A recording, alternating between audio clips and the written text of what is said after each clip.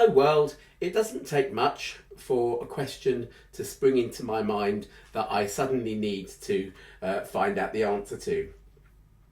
This morning it was inspired by a YouTube notification informing me that Troye Sivan's new single was out.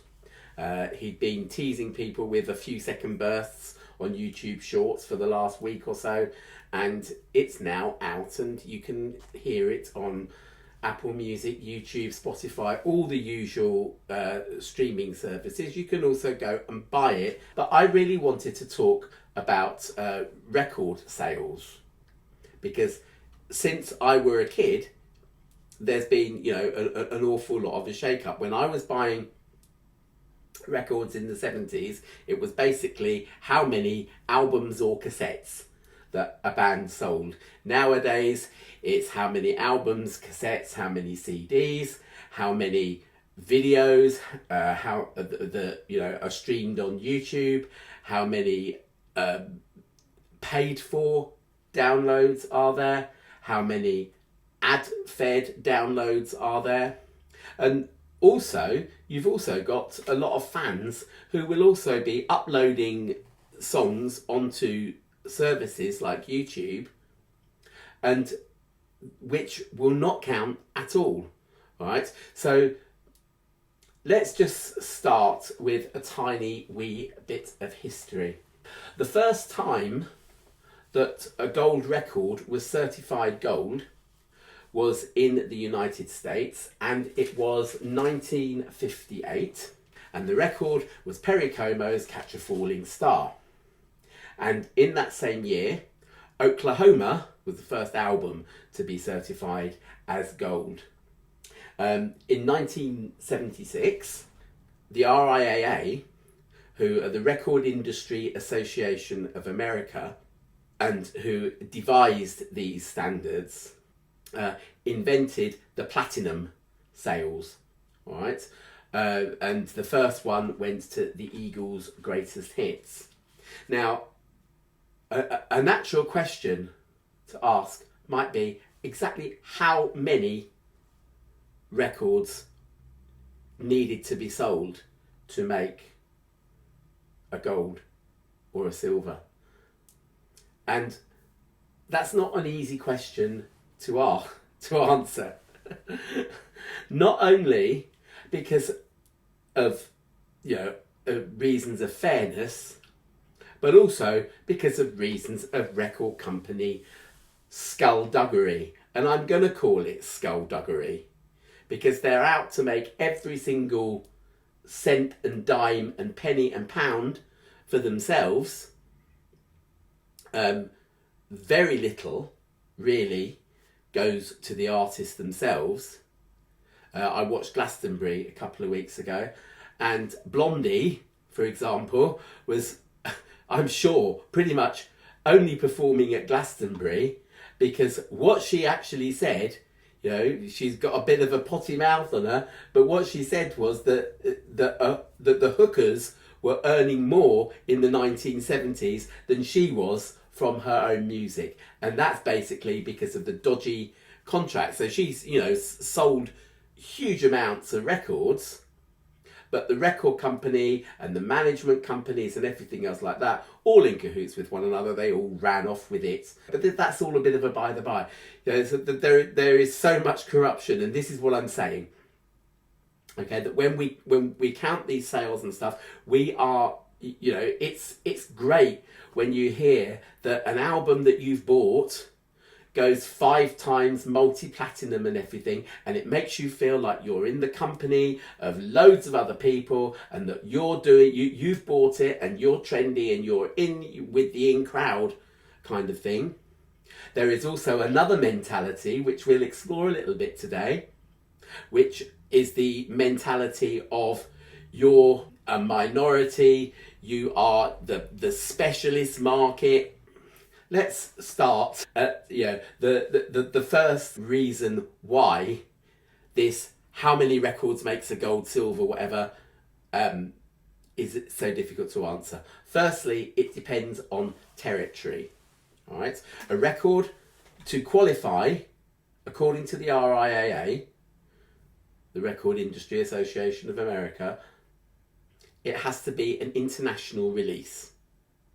It also depends on the population there, right? Because they are issued by country. So a record that goes gold, and you've got like 6 gold albums for the same record, for example, might well be because in Canada it sold, let's have a look. So it might well be that in Canada, an album that goes gold sold 40,000 copies. In the UK, where there's a bigger market for pop music, 100,000 is necessary for an album to be certified as gold. And in the US, it's 500,000 for an album to be sold to go gold. It also depends on whether it's an album or whether it's a single. Okay, again in the US, the figures for, they have gold, platinum and diamond. So a single and an album to go gold is 500,000. For it to go platinum, it's 1 million sales. For it to go diamond, it's 10 million sales. In the UK, for an album to go silver, it's 60,000. And for a single to go silver, it's 200,000. For a music video, it's 25,000. For it to go gold, it's 100,000 for an album, 400,000 for a single, and 50,000 for a music video. These are all coming off Wikipedia, by the way. For an album to go platinum, it's 300,000. For a single to go platinum, it's 600,000. And for a music video to go platinum, it's 75,000. Now that's kind of shows you that you're not necessarily comparing, countries like with like. To add more complications to that, back in the 70s, it was always that if you sold 3 singles, or if a band sold 3 singles, those 3 singles would get added to their album sales. So you might have, let's say for the sake of the maths, a single selling 240,000 copies. Every 3 of those counts as 1 album sale. So that's an extra 80,000 that can be added to an album thing, so that when you hear like an album's gone gold, for example, gold in the, Argentina or somewhere like that, it might well be that most of that gold figure might be made up by batches of single sales. 80,000 singles and 20,000 albums, just for the sake of argument, just throwing it out there. I don't know the actual figures for Argentina. I just sort of kind of plucked that out of my head as just, a way of just seeing how that works, right? So now, when you look at sort of a traditional LP, and here's one, it's ABBA's Voulez-Vous, right? Now, an album, because of its physical size, has a limited playing time, and that's around 40, maybe 50 minutes, right? Now in the 60s, when singles were basically 2 minutes long, because that's all the radio would play, albums were a fair amount shorter, but you'd have 14 songs on them to kind of sort of give a little bit of value for money. By the 70s, what have we got here? Even a single like Voulez-Vous, it's 5 minutes and 11 seconds, and you're going to get less songs, right? But what are you going to get? Although, I said, 3 singles would contribute to 1 album sale. It doesn't matter, and this is quite a crucial concept for when we come on to the digital media a bit later on. It doesn't matter if those three singles are three different people who've gone and bought one of the same song. Yeah, three people buying one of the same song still counts as an album sale. It's actually not one song, it's actually 6 songs, because you've got an A and a B side, right? But when you've got these traditional albums of the 60s and 70s, you're more than likely going to get 3 songs that are singles, and that's why, because each of those 3 songs would then constitute to the sales. When you're considering, I mean, you know, it's not actually, it doesn't actually mean anything in terms of extra money, but it's extra hype. So that you can say that an album has gone, you know, multi-platinum, for example, and you could be using the singles data as much as you're using the data of, you know, a physical LP.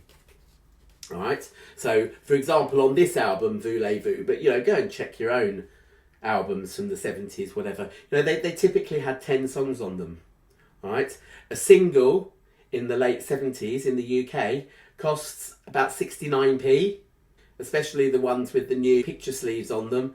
If you got plain sleeves, they were slightly cheaper, but, you know, essentially a single in 1979, for example, was about 69p, which would work out that then you were paying something like £1.80, £2.07 for the 3 singles that would be coming off here, right? And then you've got 4 more songs on here, essentially 2 singles. So basically, the price of an album being about maybe £2.50, £2.99, something like that in 1979, it all works out. It all works out as, you know, as sort of in terms of singles. That might sound a tad complicated. It gets worse before it gets better. Like nowadays, as well as this physical media, and as I say now, if you're buying physical media, whether it's CDs, vinyl, or even cassettes, right?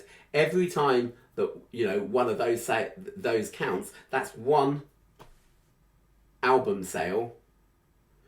Or, you know, in the case of, you know, 3 singles, that also counts as an album sale still, right? But, you know, people don't buy singles these days, not in the droves that they used to. So, you know, let's just, you know, for the sake of making life a little bit easier, let's just count them as album sales. When it comes to downloads, you can get downloads as part of a paid for music service, such as, you know, the Spotify with a subscription, Apple Music, which is always a subscription. You get your trial period, but then it's always a subscription and it's totally ad free. Whereas Spotify, if you don't pay for your subscription, then you just get loaded with ads. And those ads are what pays essentially for your music. You can also, obviously, there are videos on YouTube and, you know, a million other sort of video services that are out there. And things slightly kind of split now. The RIAA basically say that in order to sell 1 album's worth of material via downloading, that is 1,500 clicks, basically, on a video or a song or whatever. Billboard have decided to make the matter even more complicated, so that when they compile their charts, 1,250, if you're using a paid service, clicks basically constitutes an album. So basically you could listen to the 10 songs on Voulez-Vous, but we'll come back to that. The 10 songs on Voulez-Vous, you could listen to that maybe 120 times or something, and that would then count as one album sale. You could also decide that you really like Lovers Live a Little Longer and play that 1,250 times, and that would still count as an album. And it's the same with the RIAA, but except you're thinking like sort of 1,500. However, on the ad revenue ones, such as the Spotify without a subscription, for example, that goes up to 3,750 times. On top of that, you then have the videos, and again, it's only from like the official sites. Vevo, VEVO, that is the official kind of agency that publishes videos and collects revenue on behalf of artists who are showing videos on YouTube, right? So that's one way that you know that one of your clicks is actually going to contribute to whether or not your your song reaches number one, or whether or not your album goes gold or whatever. In addition to that, the bands often have official sites themselves on YouTube, or official channels on YouTube, so clicking on those will also contribute. It can actually work quite well. However, and this is where there is a kind of dichotomy going on here, because people are being told, oh, you're buying singles or physical vinyl records or CDs, you're ancient, you're crumbly, get with the times. I'm with the times. I've got my Apple Music subscription. I couldn't live without it these days. So in that sense, we're in a bit of both, really. And the record industry would like to still keep the vinyls and the CD enthusiasts going. They don't want to alienate those because of a couple of things, right? I talked about how 1958, the first gold record, 1976, first platinum record registered. In 1992, the rules were slightly changed, so that if you bought a double CD, each one of those would contribute to the overall album sales. And Sony were criticised in 1995 when they sold Michael Jackson's History, which was, I believe, a double, and used those sales to say, right, well, he's gone, multi times platinum, because they were counting each CD, even though you couldn't buy these things separately, right? And you can go onto Amazon now or whatever, and you could buy loads and loads of albums now. They're throwing away into them bonus discs of maybe 12-inch mixes or demo cuts and stuff like that. So when you think, for example, of your Beatles box sets with like 5 different CDs in them, each one of those is contributing to whether or not a record is going multi-platinum or not. All right? So of course, the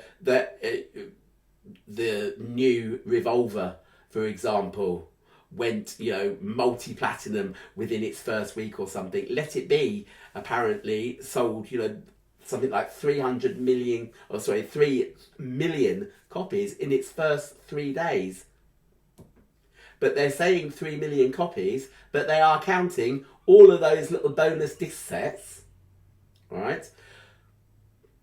Don't forget that if you're streaming that on Apple Music or something, every time that you you go past 1,000 plays, for example, you are contributing, or 1,250 or 1,500, depending on who you're listening to. Each time you do that, you are contributing one album sales. It is therefore in their interest to have you playing that album morning till night. Hence, this is why you've got, 5 or 6 versions of the same song sometimes coming on there. I find it really tedious, to be honest.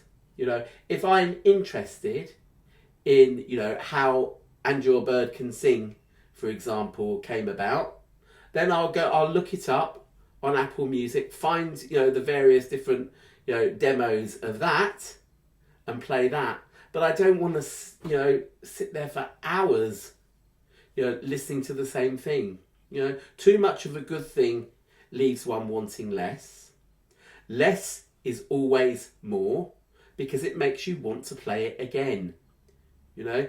This, thing called, for example, Revolver, 14 songs, only 35 minutes or so, it's over too quickly. I want to hear it again and again and again and again. But there are, as I say, that kind of mentality seems to have gone out of the thing. It's quantity nowadays, not quality. So you'll find on these streaming services, for example, you look up Herman's Hermits, and you will find that, just about every single compilation of Herman's Hermits consists of about 40 or 50 different songs, because it's every single song that they ever released as a greatest hit kind of thing. Basically, the longer you spend listening to them, the more chance that will contribute to overall album sales. Right? Now, this also creates, I am one for, finding times where, the record industry and the computer industry, and I will say, digital streaming industry now, it's basically, out of sync with most buyers, because it actually makes, think about it, for me, one person to play Troye Sivan's new album, which can't remember how many songs it's got on it, because it's not out in its entirety yet, but let's pretend it's got 14 songs on it. I would have to listen to that over and over and over and over and over again, just to make enough money for that to constitute as one album sale. Whereas if I go out and buy the CD for maybe a tenner, or the album for maybe 25 quid, that's already one sale in the can. Far more convenient, far less time wasty than hoping that people are going to play your stuff over and over again on online services. As you know, YouTube, the internet actually in general, is a great big jumble sale, and trying to find the stuff you want on it is not always very easy. Right? How convenient would it be to just have all the songs that you wanted on one piece of vinyl or one silver disc, and you go out and you buy it, and that constitutes one sale. Now, the hi-fi industry is pretty much out of sync, really. You can buy CD players. You can still buy CD players. However, I watched a TechBone video recently where, this really saddened me, because he was trying to find a particular Sony CD player. And it turns out that Sony have not only stopped making CD players, but they've more or less stopped making hi-fi altogether. Sony, who were basically the inventor of the CD and sold all the stuff that you would need to be able, back in the day, all the stuff that you would need to be able to play CDs and of course your records and tapes as well. You need an amplifier, you need a pair of speakers. Sony would sell you all of that lot. To have a major manufacturer like Sony that is no longer even selling hi-fi component systems, that is really bad. And yeah, of course, the focus has now shifted to downloading music and streaming music. But as I've said, artists need you to buy the record players. Sony won't sell you a record player nowadays. And those, that's your bread and butter. That's your middle of the range, where the quality is not so bad as to be tinny. If you buy a CD nowadays, or a CD player nowadays, you're either buying into that really very cheap and nasty sort of the old, they called them boom boxes, but boom boxes back in the day were far better quality than the rubbish that you can buy now. Or you've got to go the other way and go to the, as I say, the niche industry that puts me, hi-fi guru back in the day when, my videos were sort of getting 10,000 views when I spoke about hi-fi. That puts me in the niche, and I feel very, very special because, I've got, a fantastic, back in the day, it was a Riga Planet or an Apollo or whatever I had back in the day, and that was me sort of, at the time, I considered the hi-fi equipment that I had was middle of the range. By no means the most expensive you could get, but by no means the cheapest. And I threw out of court anything that called itself an all-in-one system, or anything like a Crosley or whatever that you could pick up with one hand and it will play you sort of 50 records and then break. And I, was really snobbish, and I probably still am really snobbish. And I just think it's a shame that, back in the day when CD players, a good CD player that you could be very proud of having, would cost you £199 back in 2000. Cost you £199. It kind of went up towards the end of the noughties to maybe sort of £250, £300 a box. But now, finding that stuff from the major manufacturers that, people have actually heard of is becoming harder and harder. And so those artists that want you to buy full-blown sort of one copy of your album saves 1,000 odd downloads or 1,500 downloads, it's not doing them any good at all. All right. So, the market at the moment is really in a state of flux and, quite a lot of uncertainty. And really the people who are losing out are the artists themselves. Even me as a YouTuber, back in the day, my Riga videos and stuff, which were always the most popular videos that I made, were getting like 10,000 views. Nowadays, I've got Snoopy and Arthur the Giraffe behind me somewhere. I can't even do this. Arthur the Giraffe, Snoopy over there. They're the only people who listen to me, folks. I don't sort of put gimmicky things on my videos because I basically use iMovie because I can't afford anything better than that to jazz up my videos anymore. All right? I'm an irrelevance now.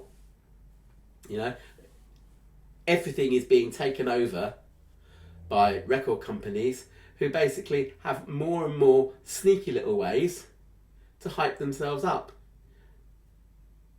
Selling a double CD, for example, let's call it Gone to Earth by David Sylvian, for example, selling that as a double CD as it's available now counts as selling 2 CDs. Doesn't actually make them any more money, but it keeps the hype up. It keeps the hype going, but really it's at the expense of, you know, the musicians themselves, who are really still losing out. Right? What happened to, you know, the fact that, you know, things are so hard to find, every single artist is competing for your attention. So if someone does find Rush by Troye Sivan on their feed and they go and play it, it's actually a minor miracle. At least count that as, you know, one sale. It's a sale of the single, basically. And, you know, one click, you know, playing it once on Spotify or Apple Music, you know, it's a sale. I don't know. But I also feel that, you know, really the hi-fi industry somehow or other needs to jump back into the niche where you could get passably good hi-fi at cheap prices without necessarily having to go and seek out brands that perhaps you've never heard of. You know, I would talk about a company like, for example, Cambridge Audio as, you know, a company that quite well known, but I could walk out onto the street and say, you name me a hi-fi company, and what will they say? Philips, Sony. They might say Denon, you know, basically, because what hi-fi used to do, you know, basically they were, you know, Denon, Sony, the Mantra, Technics, for example, you know, quite well-known brands that, you know, basically not making the hi-fi anymore. So it's a shame. You know, they need to jump back into that market, push it, get on side with the music retailers and the music industry, because that way I think it will benefit a lot of artists. I've probably rattled on for ages. Got a fair bit of editing to do on this. I won't keep you too much longer. So bye-bye from Arthur, bye-bye from Snoopy, bye-bye from me. Remember to like, subscribe, share if you dare, watch this video 1,250 times, and I might get the price of an album from from you all watching it. Okay, I thank you so much if you have made it this far. See you later. Bye bye.